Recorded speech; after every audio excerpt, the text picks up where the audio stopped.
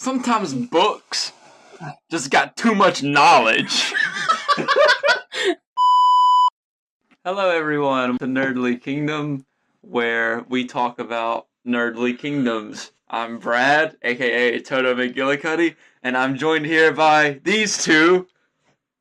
I'm not doing this. I'm not doing this. Hi, I'm William, aka William. Man, I want to do William. I would just shit Just about do it. William. No, I'm not doing it. No, it's too late. I'm I'm William. You can follow me on Twitter on hashtag hipster trash. He doesn't even have an at. You don't even have that at. You can just find me in the trash. Just open your trash actual can trash, and I'm okay. in there. That I do old need to come Keurig up with an cup, actual that's him. intro. I don't like the one we have, but I also don't... Dude, I'm too fucking busy to come up with something decent. We need to have a cool, sweet hip-hop intro. What up, you beautiful That- bastards? Hey, we need somebody Nerdly who's... Kingdom! To be fair, I could probably... Nerdly Kingdom! We got Brad and Lloyd and William too. Nerdly Kingdom! What year is it? That's just... 1995? Yeah, that's the prototype. So Just any go of off you that. guys who listen out there, if y'all can make cool remixes of stuff, Don't do it. Just don't do it. Don't do it. Do it. I'm gonna do it Don't Beastie like- Boys style. 4 and 3 and 2 and 1. That's it. That's all he's got. He's got the Brad's on the mic and he's number 1. He passes it to Lori and she's number 2. And William takes the mic and he He just ran to talks about it too. And he rhymed 2 with 2. Wow, that's great. Okay. Hello, everyone. Welcome to part 2 of Books. That's going to be the name of the episode. Books. Books. Once again, I'm Brad. I'm here with Lori. I'm here with William. We're going to skip the introductions because it is 3:02 in the morning for us because Very early. it's hard to get us all in the same room at the same time. For hours. Brad has us locked to the table. You Locked have a to the table. chain. I'm here just on my own. We're going to talk about Annihilation. William, go. Annihilation now. Annihilation is a movie directed by Alex Garland, who also directed film Ex Machina I love Ex Machina so much. and I wrote still several haven't seen other it. films. Oh, you should watch Ex Machina. If you watch Ex Machina, we can just do a really late podcast on Ex Machina. I'd be totally fine with years that. later. This movie was the second best movie I've seen so far this year. You told me what the first one was already. What was it? Phantom Thread. Oh, right. Daniel Day-Lewis. You let me enjoy my movies about Daniel Day-Lewis making You dresses. can have what you want, guys. I had a blast watching that movie. The first thing... What do we want to say about Annihilation? There's so much to talk about. There's so It really much to is. talk about. Like I said, this is probably the second favorite movie I've seen so far this year. This is one of those movies that hit me and affected me in such a bizarrely emotional way. It's because everything about that movie... What's the word? What am I trying to say? It just... He obviously had a plan from start to finish, and everything about that movie just leads you into this weird whatever it is, just to kind of leave you hanging at the end. Yeah. I love Yeah. it so much. And it's just, I don't know, like the story itself, the characters, everything affected me emotionally, like very hard. Like Yeah, it's a lot. I've never been hit in the emotions so hard. Like, and not even in a, oh, this is sad or oh, I'm so happy. Just in a something that just resonates with me kind of way. Like the way the characters talked about things and the decisions some of them made. It just resonated with me very emotionally, especially with someone who, because the characters, they talk about everyone they send into the Shimmer, they sin because they're have issues. They're broken in some way. I love that the movie was able to successfully tell 3 separate stories at the same time. Oh, of the yeah. same person. Mm-hmm. And it felt organic. It didn't really. Yeah. It didn't feel like you were just randomly jumping. Like Because there's a lot of time jumps, but it goes together very well. Like it's all very, it's For paced very a well. movie that is really strange, like extremely strange, it is a really easy to follow movie. Like despite all the jumping around yeah. and stuff like that, they don't, because a lot of movies that try and pull off that same Yeah. aesthetic and that same thing and have the jumps around, and you're like, oh, wait, what? I don't know what just happened anymore. But you never really But feel. this one. I mean, you always feel lost But it's never because of how they tell. you. Yeah, it's never Yeah. because you. It's not because of how they tell the movie. It's because They specifically don't you want are you to know you are yet. just as lost as the characters in that movie. And that's why I like, think Alex Garland's such a great sci-fi writer, because he makes you feel just as confused as the characters. and are. not even that. It's like the way he writes in such an accurate way, but Yeah. also in a way that anyone can kind of understand what's going on. Even though the way even he though the chooses to producer phrase things. sold it to Netflix because he thought it was too intelligent for. It wasn't the producer, actually. Was it not? I thought it was it was a Paramount financier. Oh, that's just as bad. The story was the producer of the film, Scott Rudin, had final cut of the movie. Yeah. Oh, that's right. And I remember the story now. he sided with Alex Garland over because the financiers at Paramount thought that the film was too intelligent for audiences and wouldn't make any money. I wonder how they feel about that now. I don't know. It'd be interesting. Stupid. It'd be interesting to see how much money it made in the short run that it had. Is it on Netflix yet? I don't think it's on Netflix yet. It is internationally. For Americans. I don't think it is for Americans yet. I'll find out right now. But I kind of feel that. But I'm excited to see that. Shush, Netflix. no. Doesn't look like it. Mm-mm. Not yet, but it will be soon. And when it is, you should watch it. But we're about to spoil it, so if you don't want that, stop listening. Thanks for the download. But I don't know where to start. Like, I don't know how to start talking because there's. Okay, really don't so let's either. break it down this way. Let's kind of go through a few of the characters that we have in it. You've got Natalie Portman and her husband Oscar Isaac. They're both I don't remember any military. of the characters' names. I don't Yeah. either. Just remember the It's funny you actors. should mention that because here's a story. They don't. I have read that names. book. Read that book today No, I forgot you were going to tell us which book you read. at work. I had the audiobook, and it's the day before Easter, so we're super busy. And I wanted to make sure I got that audiobook ready, because it's not a short audiobook. It's not a long one. It's not a short one. So I listened to it at ×2 speed the whole day. Wow. And it took about 3.5 hours to listen to the whole thing. But in the book, oh my gosh. The movie is nothing like the book, and it is exactly the same. And if you read that book, there's a lot of things that happen in the movie where you're like, oh, like, shit. Is that still following the book? Because if it is, fuck, that explains a lot of fucking stuff that doesn't make sense. But I'll get into that later. But what I was getting to here, they don't have names in the book. Oh. They are required by the mission not to have names. They call each other by their job. The biologist and the surveyor and the archaeologist and the philosopher. I don't think it's archaeologist, but whatever. That's cool. And it's very strange and unnerving, and I think that's what kind of what gives the book its weird quality. And honestly, having read the book, I feel like who's the guy that made the movie? Alex Garland. He was holding back. Like, that book was fucking weird. Weirder than the movie, actually. But I guess you really only have a certain amount of time to show. yeah, but I don't think books. I think that if you had actually shown some of the stuff that happened in that, it would have come across as cheesy. And Yeah. instead, he did that damn bear. That will haunt me forever. The whole movie was like, oh, look, things are mutating. Oh, there's a little deer thing and the big alligator. It's like, okay, so it's making Pokemon. And then the bear happens and the movie wasn't cute anymore. Yeah. God, That that bear movie- scene was so That has the most disturbing. terrifying scene I've ever seen in a movie, and the most beautiful scene I've ever seen in a Mhm. movie. And that's one other thing about this movie too, is that every death scene is constructed in such a beautiful way, Mhm. while also being horrifying.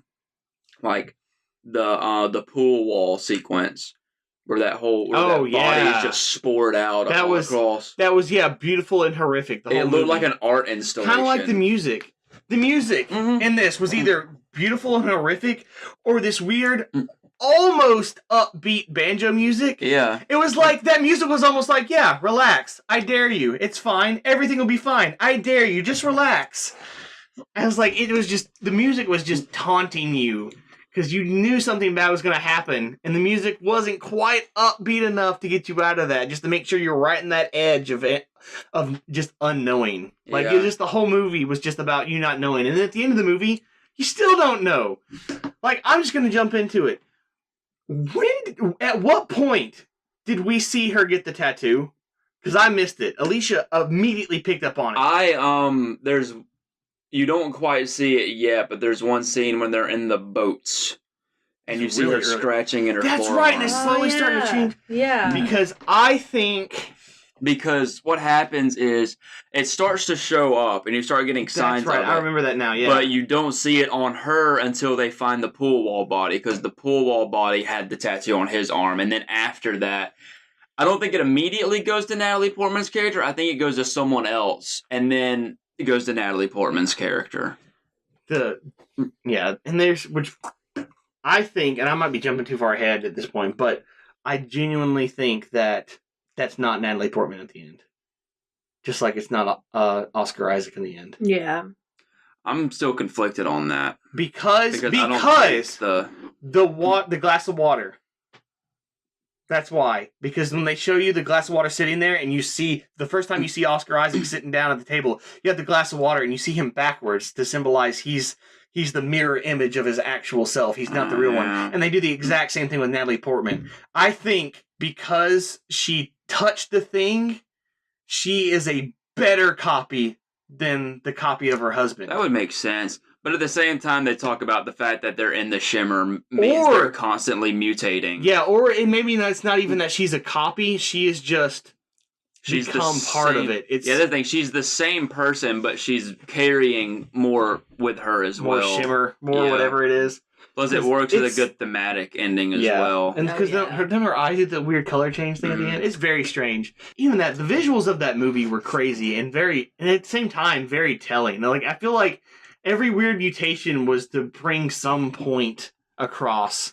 Like, even if it was just like, look how harmonious these weird mutations are living, and yet the humans are having a hard time.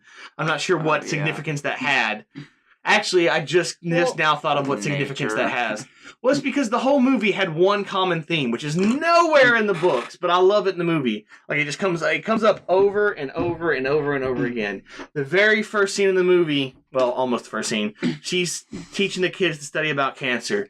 Then the girl talks about how her daughter had cancer. Then you find out that the psychiatrist has cancer. And then she literally induces a fire tumor in the alien to kill everything.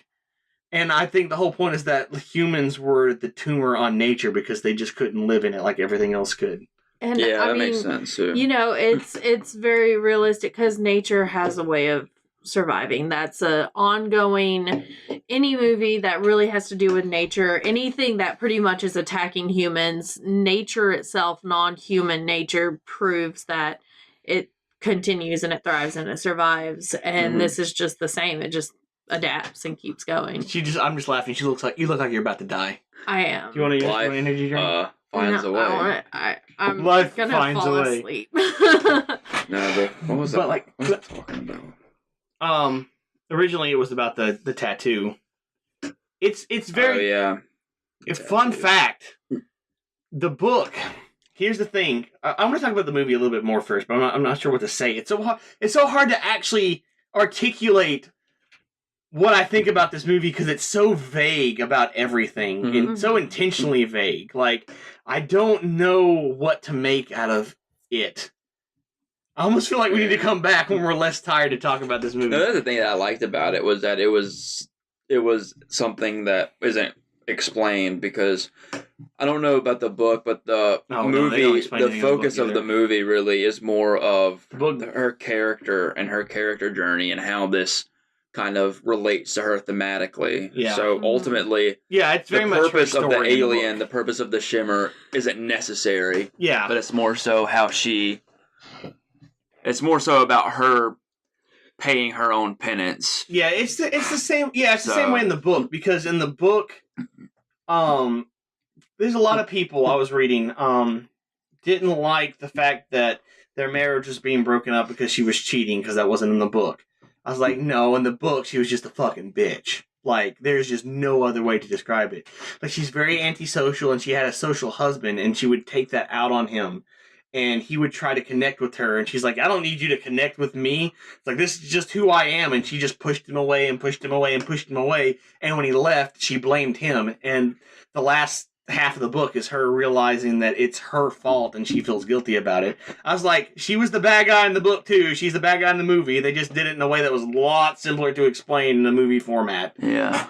Because that the other way would have required her either saying all of her thoughts out loud or you hearing in her head, and that doesn't really work in the movie. But you got to do whatever you got to do to fit the format. What's weird to me about the movie is a lot of the weird unexplained things, like the weird time jump at the beginning. That doesn't really happen again, and yet apparently it does, because they were in there way longer than they should have been. He says at the beginning. So, like, what is time in that place then? Yeah. It doesn't exist. It's just very odd. The time skip in the book is because the psychiatrist has them all hypnotized. And so she hypnotizes them. Basically, they have to be trained to be hypnotized and then hypnotized so they can go through the barrier without losing their minds. But then you find out that she's been hypnotizing them the whole time. Like, whenever they go explore something that's obviously a stupid idea, like the cabin, it's like, I'm not doing that, and she'll say a command word, and then they'll go and do it. And you find that out because when whatever Natalie Portman's, the biologist character, becomes immune to hypnotism because she starts changing and she starts seeing all this. Mm. And it's really weird. And it turns out there's not a the weird tunnel thing in the lighthouse isn't in the lighthouse in the book, but it's basically the exact same thing. Mm-hmm. And it's weird because she like hypnotizes them to go down there, and she's like, it's just made of stone, it'll be fine. And the next time when she goes down there and she's not hypnotized, like, she realizes that the whole stone tunnel thing was actually made of organic matter and breathing, and it's really fucking weird. And then when the psychiatrist dies, she finds a list of keywords on what to do, and there's one, annihilation, and it's like annihilation : induced suicide. Oh my god. Which is really freaky, because like a few pages before that, when she sees the biologist coming at her, she's just screaming annihilation over and over again. And I thought she was panicking, and I realized, oh shit, she was trying to kill her, but she was immune to hypnotism. It was really weird. Like, that book was really weird, and like nothing that happened in the movie happened in the book. But, like, I swear it was the exact same story and just as fucking weird, just with different events. Yeah. Like, it was like, very clearly the same story. It's just different stuff happened. What just Alex what I wanted to do was I read his interview where he talked about he liked the book, but it wouldn't have worked movie-wise. He got he was reading it and got a much different idea out of it, and so his goal with adapting the book was adapting the book but implementing the ideas that he had while reading the book. Yeah, I mean, as well. So you could say that it's an adaptation, but it can also just be judged on its own. Yeah, absolutely. So. But it's really weird because I watch the movie and just be like, that's nothing like not nothing. I could watch the movie and be like, none of that happened in the book, and then tell someone, yeah, it's exactly like the book. Yeah. Like, it is just exactly the same. It's just not. Yeah. It's got everything. It's got the same feel to it, the same themes to it. And it's just really fucking weird. It's just a little bit weirder instead. Yeah. Like, apparently, like, in the book, the whole team came back as weird copy things. And the copy version of her husband's already dead. But other than that, it's weird. And I started reading the second book. And her whole team, they found the copy versions of her whole team. And they're interviewing her. And I think the copy version of her isn't like the other copies that don't know what's going on. I think she's very aware of what's going on, and I think the Shimmer has finally made a full-on perfect copy after it had it's weird. It's so weird. That sounds so cool, though. Yeah, I know. I would recommend reading it. Maybe not on 2x speed. I saw somewhere where she talked about her copy in the lighthouse that supposedly lasted like weeks. I believe that. It's so weird. The whole I mean, there's so much I want to say about this movie. And I even said there's so much to talk about, but I don't know how to put it into words, you know? It's such a strange... I was just surprised by how artistically done all Yeah. the death scenes were. Yeah, there's that. Yeah, God. It's like, especially when they figure out what happens to Oscar Isaac's character. Mhm. Oh yeah, that's and you rough. walk in and you see it, and That then you watch hurt. the video, and it's like And, it like, just you- looks like a big art installation piece because it's so well designed, Mhm. and it's haunting and beautiful. That's just how I explain the whole movie. Here's something I want to talk about: how just about everyone's death can be explained in a different kind of fight or flight response, some sort of response to fear. Oh yeah, Like you had the first girl that died got killed by the bear. She basically went down fighting. Yeah. mm-hmm. The second one that got killed by the bear just went crazy. The next girl just surrendered completely, Mhm. and the psychiatrist got obsessed. Mm-hmm. And it's really interesting seeing all these different characters react in different ways. And that was like, I think that's my favorite part of the movie, where Tessa Thompson's character just decides that she doesn't want. That was a good line. Like, what is it? She wanted to run away from it, and the other one She wanted to see it. I don't think I want either one of those Yeah, options. and she just succumbs completely. Yeah, to, that was messed like up. that whole it was so beautifully disturbing. Yes, Mhm. boy. And it was Boy, if you're gonna tagline that movie, that's It's it. beautifully and that's kind of the disturbing. first scene that really started to fuck with me emotionally, because you're in that situation, like you said, they send hopeless, broken people in, and you just. And that was she was my favorite character, because again, she was like, I don't want anything except for this. Yeah. And it seemed like it was my favorite part of the movie, because you see all these other people die such horrific deaths, Yeah, and she just decides to go out in the most beautiful way she possibly can.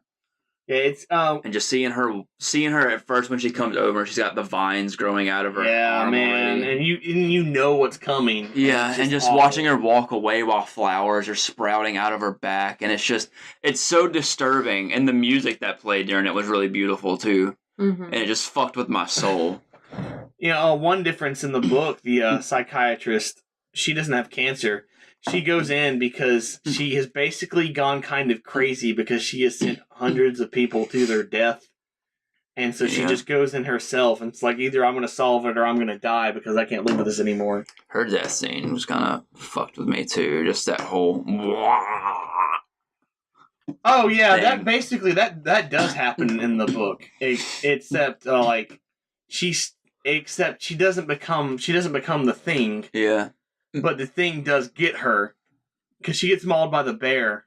I guess it's a bear. I don't know. It's kind of confusing. She gets mauled by something. She gets hurt by something, and she just becomes this beacon of light. Like her body starts dying and starts glowing until it's just a giant beacon and she's on top of the lighthouse, and it just looks like someone turned on the lighthouse and pointed it the wrong way.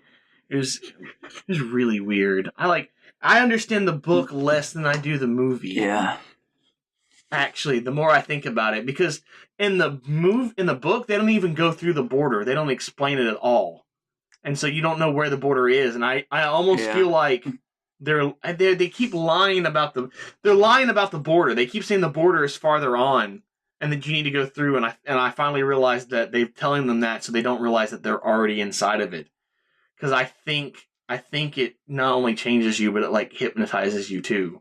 Which is why they were hypnotizing them. It's very weird. Yeah. And I wonder how much of that carries over to the movie and you don't realize it. That's something I'm talking about. How much, because if she is changed and she's telling them that story, how much of an unreliable narrator is she? How much of what we saw actually happened the way she told it? Yeah. It could have been completely different or only slightly different. And there's really no way we'll ever know. She could have... I don't know. It's weird. And I really wonder if he has any plans to do a follow-up story of that, because it would be really, really freaking weird. I know Alex Garland's already said he doesn't intend on adapting the sequel. I don't blame him at all, but it would be really cool to see, because it went in such a different direction at the end. It'd be really freaky to see what would happen afterwards. Yeah. I would love for them to find the copies of the team that survived and try to figure out stuff. Because it would be a completely different kind of movie, but it would still be super weird, and it would follow the same theme. Because honestly, in my opinion, Ex Machina and Annihilation are really just movies about what does it actually mean to be human. Mm-hmm. Yeah. One does it through AI and one does it through sci-fi fuckery. That's one thing that I found interesting about Alex Garland's whole attitude towards the weirdness of the Shimmer is that he keeps... I love that name. They don't say that name in the book, but that's a great The name. Shimmer. Yeah, I love it. He never really goes too weird with creature designs. It's just kind of basic. Yeah, in the books, dude. Yeah, that's what I'm saying, because I've read some of the stuff about people saying, like, here's how stuff's kind of vaguely described in the books. In the books, inside the Shimmer, you don't die. Even when you die, your body just becomes part of it. And, like, the weird monster you hear moaning isn't the bear. It's like this weird crab water thing with a human face on top of the shell that's still moving. It's because it used to be one of the guys that... It's weird. And that's just the thing. It's like, I thought the bear was a very... It looked enough like a bear to be not weird, but different enough to be terrifying. Yeah.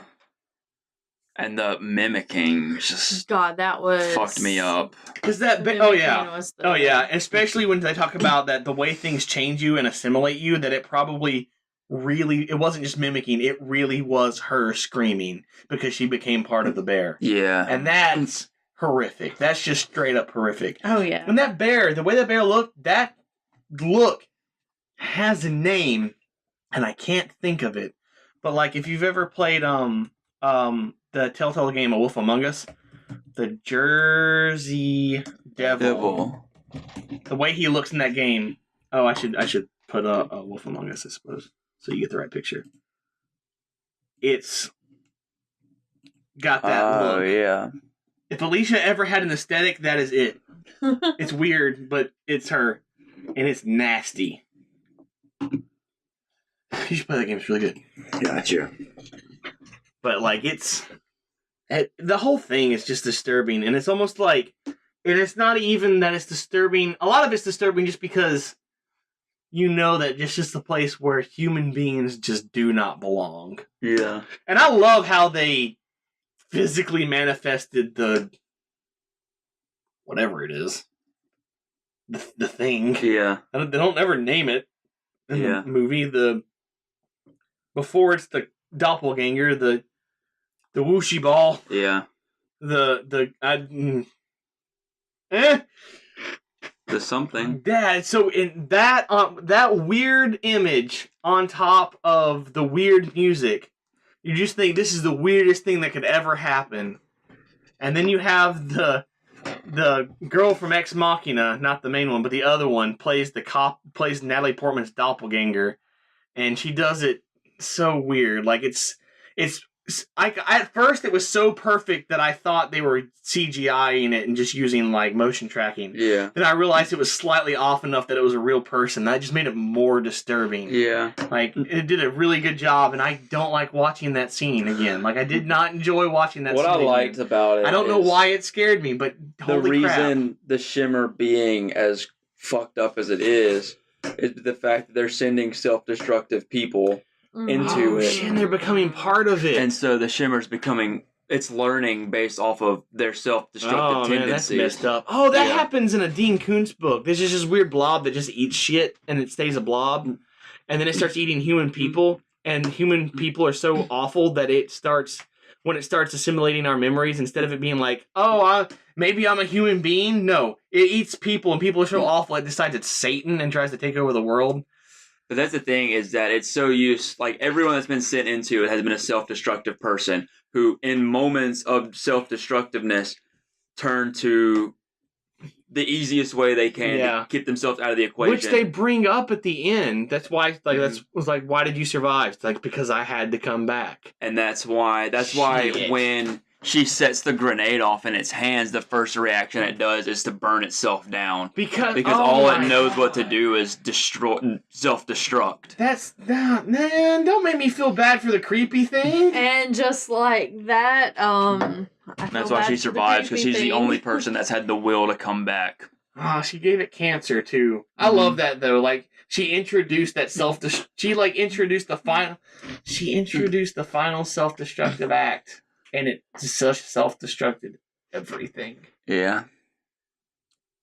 Man, again, I just keep going back to the visuals, like those glass trees that were growing out of the sand.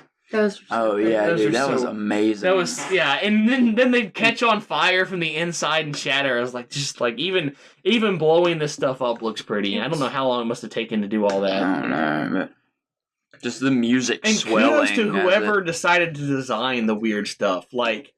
Because it really just, I wonder how they did that. Did they like, hey, this will look weird? Or did they think, here's the base thing, how would it mutate?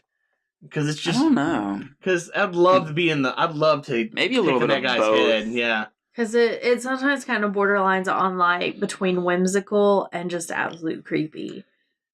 You know, honestly, the shark teeth alligator scares me more than the bear does. Really? Just, The I'm end- fine. Yeah, I I'm forgot fine the till alligator had all until it that opens its rose mouth and you see that weird.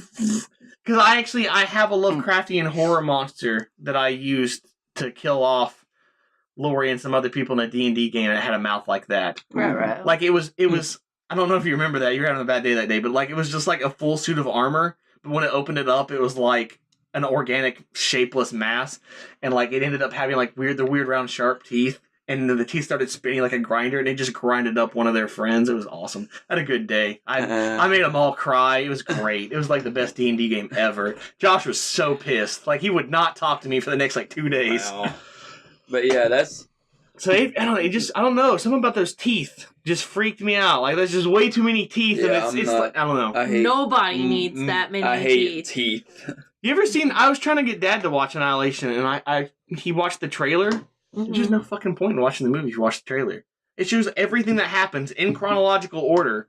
I was like, you just watched the whole damn movie in 10 minutes. Like, what was the point? I don't remember the trailer. Well, it was the trailer that was on, I think, Amazon. I don't know if I saw a trailer for it or not. Yeah, I didn't even know about it until William said something about it. Same. Like, oh yeah, because I was anticipating it. there's so many Yeah. little movies. I need to know these little movies. It wasn't on my list. Like, the moment he's like, oh, it's the guy that did Ex Machina. It's like, I've seen this movie. Like, I went out of my way to see that movie. I just saw Ex Machina this year. Like, the week I saw moved in. it a couple still years never ago. Or the weekend I moved into my apartment, because I have Oh, a Ex shit ton of Machina. Blu-rays that I bought and didn't watch. And so that weekend I was like, I'm just going to sit down and watch all these movies I haven't Ex seen. Machina. General Hux and Poe fight over a girl. Beautiful. That is technically correct in the most loosely way possible. Why did you tear up Ava's picture? I'm going to tear up the fucking dance floor, dude. That's my favorite part of that whole movie. But yeah, there's a scene in Annihilation where Oscar Isaac is like, cuts this dude's stomach open, and there's some weird, growth thing swirling around in the dude's insides, and he's like, look at this. And I'm like, ew, that's gross. Because that's whenever, because they're watching that in the video, and that's whenever they're like, oh my god, is that going to be in us? Mm. And that woman's like, it's your boyfriend. But, I mean, Annihilation was I know. I just wish I could beautifully say more, disturbing. There's just... It's so hard to say much about it because it really is. You take away what you want to take away from this movie, and it's meant to be that way. I think. I really liked the movie. It fades to black, and then it starts that weird whole kaleidoscope thing, and I was like, whoa, shit. It's beautiful weirdness on top of beautiful weirdness, and I'm definitely excited to see what else Alex Garland I know, right? does in the future. Most definitely. That was crazy. He's become my new lookout director because he went from being this really amazing screenwriter to, hey, I can direct my own movies, to now where we've gotten so many great stuff. He wrote a draft for the Halo movie years ago. I have a copy of the script. Is that a thing that's going to happen? No. Good. It's not happening. I'm pretty sure it's never gonna I say happen. good. I in theory, I think a Halo movie would be cool, but not if it was about Master Chief. That's the thing, too. Master Chief is the right next. I don't even say that. The but script he is that he wrote. Gary Sue. Oh yeah. But I would love to see something in that universe during the war. The script he wrote is basically an adaptation of the first Halo game, but it's got his own little Alex Garland twist to it. So it gets the floods. Once it gets to the flood, Oh Jesus! I don't. it's Oh man, I fucking- can't it's even imagine. amazing, dude. I can't even imagine what he He's did with got- the hive mind zombie He race. adds a new character to because you have the captain of the Pillar of Autumn, Yeah. and then Johnson, and he adds another character called Major Silva, who's basically this not really deranged but almost sadistic general. Yeah. War general. And they find him in the flood, and he becomes a flood host. And I think his body just rips apart while he's alive, and all these flood come pouring out of him. Gross. And I was like, this is the fucking greatest thing I've ever read. The other thing is, I don't feel like a Halo movie. I mean, a Halo movie is more probable than anything, but I feel like it'll probably fail. I can't see them making a good one. I mean, no, I take it back. I could see them making a good one. I have very little hope that they would. Yeah. I do remember seeing like a fake Halo trailer before, and it was really cool to see like the actual. Was it that one from like years ago? Yeah. That was actual test footage that. Yeah, and it looked great. Yeah, it was really cool to see the needler actually shoot things, giant needles. But I don't know. It'd be really hard. I don't think you could make a movie. It'd be really hard to make a movie about the Master Chief doing stuff. About Master Chef walking around cooking up people. The thing is, I'm so spoiled on that draft of that script now that I just couldn't see anyone else making that movie except Alex Garland. Maybe you will. And that's what I'm thinking. Like, yeah, maybe he'll get around to doing it himself, because at this rate, yeah. It just, ever since Neil Blomkamp decided to do District 9 instead, it's never gotten anywhere off the ground since then. So, you know. Say what now? Because before Neil Blomkamp made District 9, he was hired to do Halo. Oh. And he's the one that shot that Halo trailer test footage. Man, District 9 was good. Yeah, it was him. And Halo was produced by Peter Jackson and written by Alex Garland. So it was Neil Blomkamp directing Alex Garland's script. And then funding didn't come through on that movie, and Peter Jackson was like, hey, I'm sorry you wasted all your time. Here's some money, make whatever you want. And he made District 9. Here's some quick numbers. Annihilation made $31 million and had a $40 million budget. But it only released at its widest point in 2,000 theaters. Yeah. I feel like that could have made a lot of money. Like if they had just actually released it. Like 2,000 theaters, that's nothing. And that's the thing, is I believe that the money they made through the licensing deal through Netflix, they made back enough to cover the budget. And so anything they're making from regular box office is just profit. That's good. So that wrong? It's too late. Beauty and shut up. Beauty and the Beast. Don't make fun of. That's a whole different movie there, buddy. I just wanted to see what its widest. Like how many theaters? See, it widest release was 4,000 theaters. But also, they didn't advertise Annihilation at all. Yeah, it had very I feel like that movie would have done a lot better had they actually tried, but whatever. It also doesn't have an international anything because it only released domestically. Yeah, because the international release was Netflix. Yeah. It's just so upsetting. Like, that deserves so much recognition, and it just... And that's just the thing, too, is we're in this time where... A smart movie, they refuse to release a smart movie, but Boss Baby dominates. But that's the thing, Netflix though, is that movie ticketing movie. is so expensive now that people don't want to spend their money on movies that they don't know. Yeah. Look at this. I mean, I'm going to use Regal and Trustful as an example here. The average just regular ticket is like $11 now. $12.50. Did it go higher? $12.50. Damn. So now you have, and that's the closest theater around there. Yeah, if you go at night, it's $12.50. So you're talking about like almost $60 for just two people for a ticket, and if you want popcorn and drinks. And it's like no one's going to spend that kind of money on something like Annihilation. That's why the Star Wars movies, the Marvel movies, some action movies. Because it's something people know and something that's why that stuff's making money, because they don't want to spend that much money on stuff unless it's a trusted thing. Yeah. Because I wouldn't have gone. But Annihilation was a trusted thing. The moment I found out it was by the guy that made Ex Machina, I was like, yes. It's just... Yes. And that's the biggest thing about the movie industry right now is that... That's why theaters are failing, because ticket prices are so high, and no one wants to risk No one wants to risk that amount of money on something that they don't know that is going to be good. I don't even know that it's tickets. The ticket prices are so high. It's just that because ticket prices are kind of high, a lot of companies are making really safe movies, and safe movies aren't any good. I mean, not that they're not good, but if you make a movie that's guaranteed to be a safe movie, it's not going to be any good in the theater. It's going to be just as good as it would be in Redbox. Yeah. You got to make a movie that they need to go to the theater to see to get people in the theater, which is why Star Wars did that good, because you know that kind of movie is going to just... words are hard today, man. Anyways, that. Yeah. You know that movie's just going to have more of an impact in the surround sound and the stuff going on. It's like Annihilation. I can't imagine what that's like not watching in theaters. Yeah, because that whole... rising music. Wow. Yeah, you definitely need to have something. You definitely need to have something that has like some bass to it. Like you need a surround sound system that's really that good. was memorable. You don't have to, but yeah, exactly. I feel like production companies are really underestimating the people that actually go see movies. Especially me. Like they're like, made a fucking effort to go see this movie because they're playing up to the lowest common denominator kind of people, and a lot of lowest common denominator kind of people don't really go to the movie theaters anyways. Yeah, that's a good point. Stop appealing to the masses doesn't really work for theater kind of stuff.